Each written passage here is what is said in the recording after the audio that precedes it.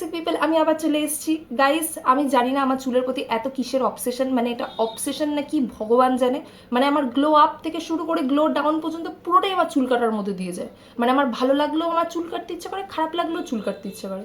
মানে ভগবান এই 4টে চুল দিয়েছে কোথায় এটাকে আমি একটু সুন্দর করে রাখবো সেটা না, মানে ভগবান মাথায় বুদ্ধি কম দিয়েছিল সেটা অবধি ঠিক ছিল, চুলটাও আমাকে কম দিয়েছে। মানে সিরিয়াসলি যাই হোক গাইস, সেসব নিয়ে আমি ভগবানের সাথে পরে ডিল করছি।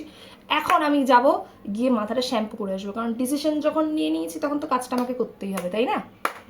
ওকে, সো আমি মাথাটা শ্যাম্পু করে আসছি। ওকে, তো গাইস আমি চুলে শ্যাম্পু করে চলে এসেছি, আর এখন আমি চুল কাটবো। ইয়েস গাইস, মানে আমার লাইফে মানুষ আমার এত কেটে দিয়ে চলে যাচ্ছে তাতে হচ্ছে না, আমি আবার আলাদা করে নিজের চুল কাটবো। আমি আজকে কাটবো হচ্ছে ব্যাংকস, বুঝলে? ব্যাংকস কাটবো, ব্যাংকস। সেই মেয়ে কি বা মেয়ে হলো যদি কিনা সে নিজের চুলের সাথে এরকম এক্সপেরিমেন্ট নাই করলো, তাই না? মোটিভেশনটা ভালো না বলো? ডিসিশন যতই খারাপ হোক না কেন, মোটিভেশন এরকম ভালো রাখতে হবে। তো গাইজ আমি মানে চুল কমিয়ে এতটুকু করে ফেলেছি, আর এবার আমি কাটবো। হে ভগবান, ও মা, কেটেই দিই।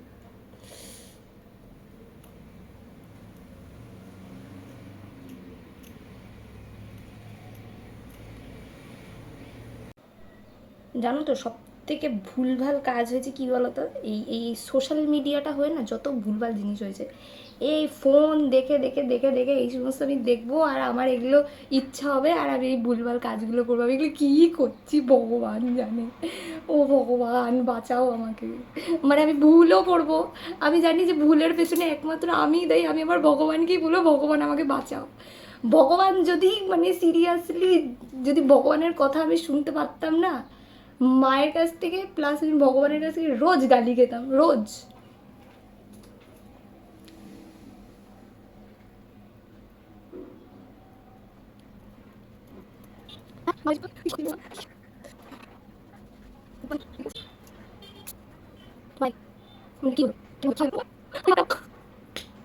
তো গাইজ আমার চুল শুকিয়ে গেছে, আর এটা এখন এরকম দেখতে লাগছে, বি ফালতু একেবারে। মানে কি যে করেছি এটা আমি আমি এখন সিরিয়াসলি জানি না যে মা আসলে আমাকে কি করবে। যাই হোক গাইজ, বাই।